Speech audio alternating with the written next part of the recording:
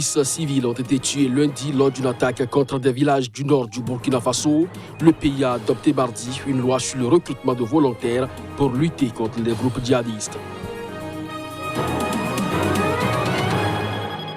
En Angola, l'affaire Dos Santos refait surface. Le consortium international des journalistes d'investigation apporte des éléments de preuve à la justice, des révélations qui n'ont pas manqué de réaction dans le pays.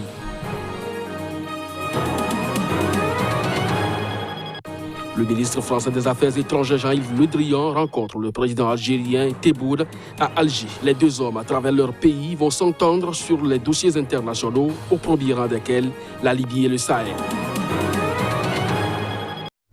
Je vous présente le sommaire de ce journal. Bonjour à chacun, bienvenue. Le consortium international des journalistes d'investigation a dévoilé dimanche une série de documents dévoilant les montages financiers mis en place par la fille de l'ex-dirigeant angolais José Eduardo Dos Santos pour, dit-il, siphonner l'argent des fonds publics du pays. C'est une révélation qui n'a pas manqué de susciter des réactions au sein de la population angolaise. Reportage.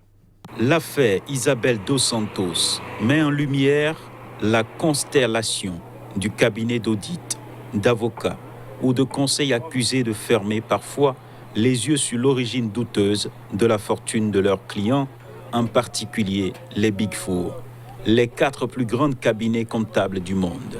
Ce nouveau scandale montre comment des centaines d'entreprises, beaucoup étant basées dans les paradis fiscaux comme les îles Vierges britanniques, ont été utilisées par Isabel Dos Santos pour devenir la femme la plus riche d'Afrique, pendant que des millions d'Angolais vivent dans une extrême pauvreté.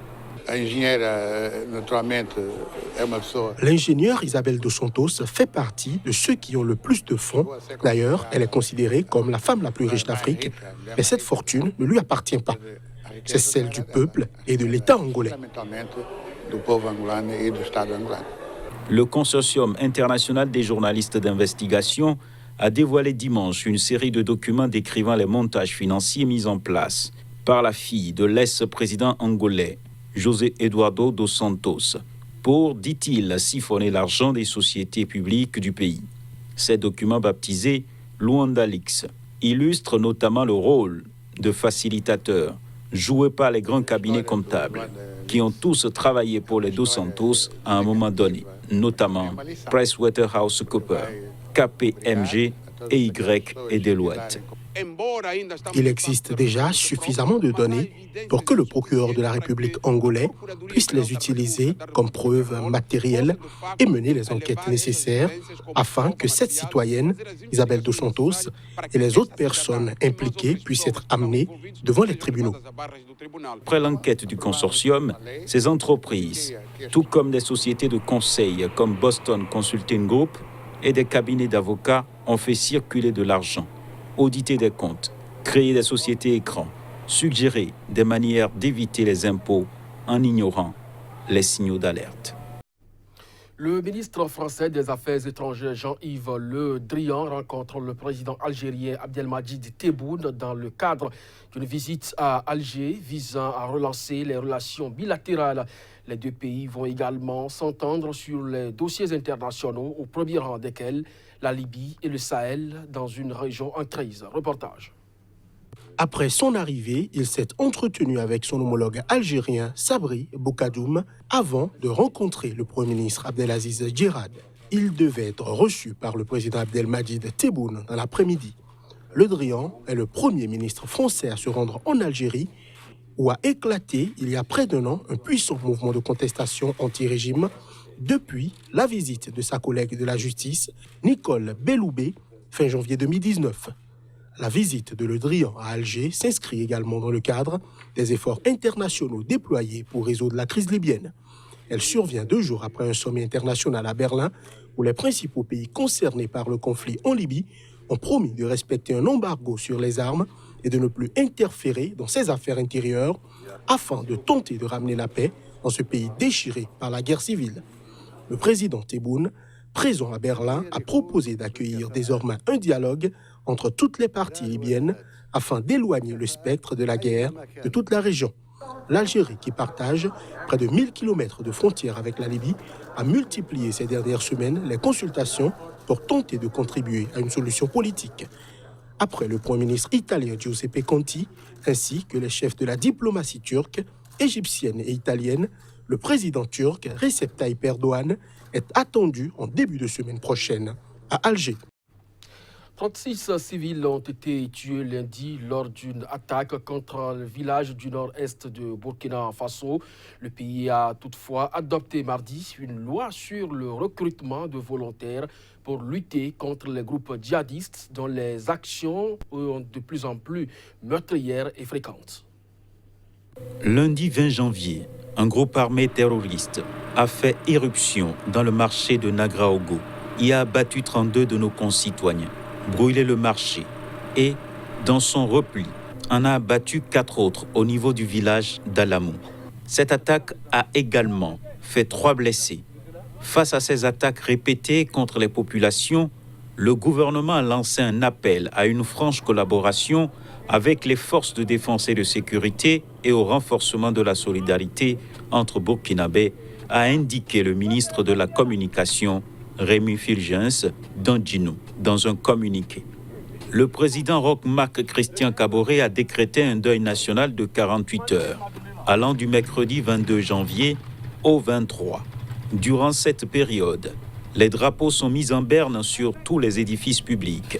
Les réjouissances populaires, les manifestations à caractère récréatif sont interdites. Située juste en dessous de la province de Soum, frontière malienne, la province de Samantanga est également très touchée par des attaques djihadistes. Elle accueille de nombreux camps de réfugiés et déplacés internes. Le Parlement a adopté mardi à l'unanimité une loi permettant le recrutement de volontaires locaux dans la lutte anti-djihadiste.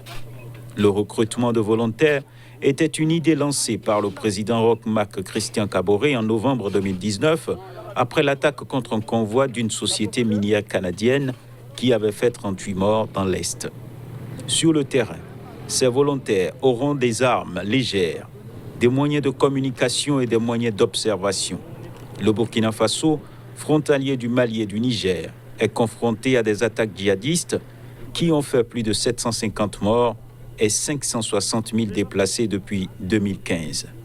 Lundi, les experts en sécurité avaient présenté au président Kaboré un projet de nouvelle politique de sécurité pour le pays.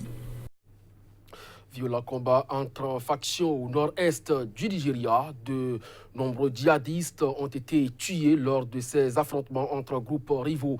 En 10 ans, le conflit armé qui s'est propagé au Niger, au Tchad et au Cameroun voisins a fait autour de chiffres qui sont alarmants selon les Nations Unies, 36 000 morts et plus de 2 millions de déplacés.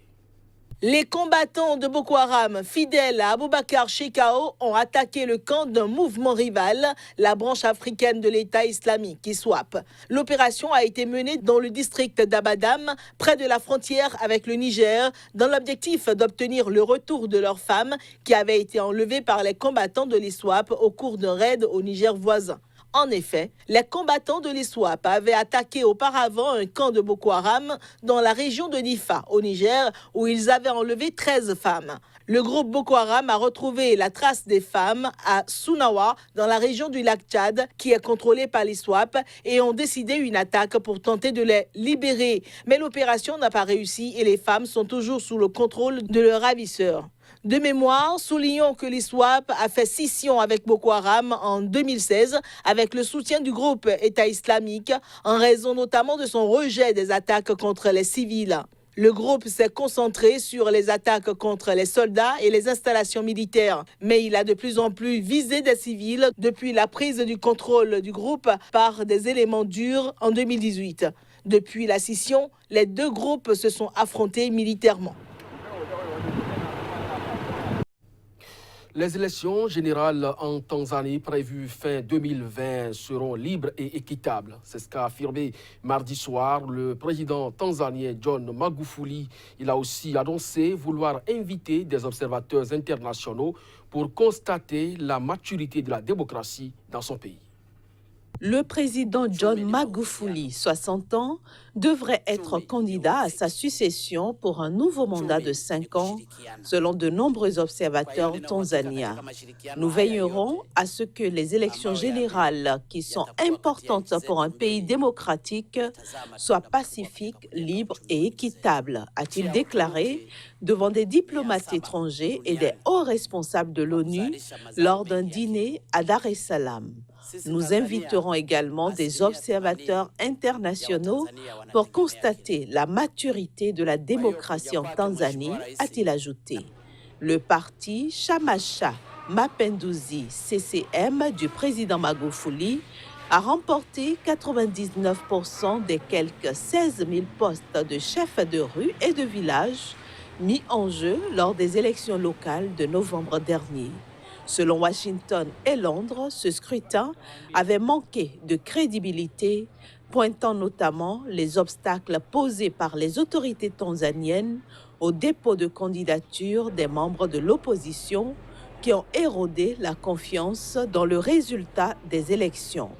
Le Chadema, principal parti de l'opposition, a décidé début novembre de ne pas participer au scrutin, expliquant que ces candidats étaient victimes d'intimidation ou de règlements dont le but était de bloquer leur candidature. Magufuli a marqué les esprits depuis sa prise de fonction en 2015 en se montrant inflexible dans la lutte contre la corruption, mais il a aussi été critiqué pour son autoritarisme. Le chef de l'opposition au Zimbabwe, Nelson Chamisa, a demandé mardi à ses partisans de se préparer à de nombreuses manifestations pour provoquer un changement politique dans un pays en crise. C'était au cours d'une réunion publique à Mbare, un quartier pauvre d'Harare. Reportage. La Constitution nous autorise à manifester. Cette année sera donc une année de mobilisation et de manifestation, a lancé Nelson Chamisa devant plusieurs milliers de sympathisants de son mouvement, le Mouvement pour un changement démocratique MDC. Il n'y a pas d'armes qui puissent vous arrêter. Il n'y a pas de politicien qui soit assez puissant pour vous arrêter. Donc, chers Zimbabwéens, n'oubliez pas vos droits de manifester. Le dialogue doit être encadré et soutenu par un médiateur crédible. Ce dialogue doit être un dialogue qui ne porte pas sur le pouvoir ni sur les positions.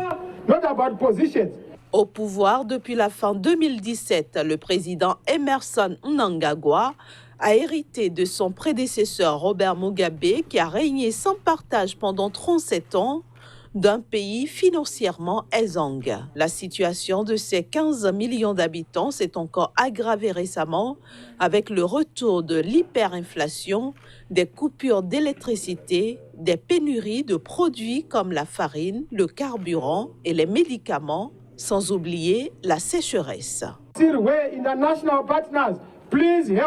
Partenaires internationaux, aidez-nous, entendez notre voix lorsque nous vous appelons à l'aide. Oubliez nos problèmes dans le pays. Aidez-nous sur le front humanitaire. Aidez-nous sur le front de la santé. Aidez-nous à nourrir les gens. S'il vous plaît, aidez notre peuple, sinon nous perdrons la vie.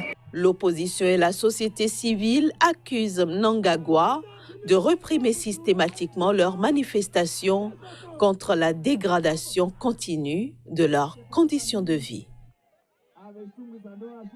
C'est sur cette note que nous refermons ce journal. Merci à vous de nous avoir suivis. Très bonne journée accompagnée d'un programme de SICA. À très bientôt.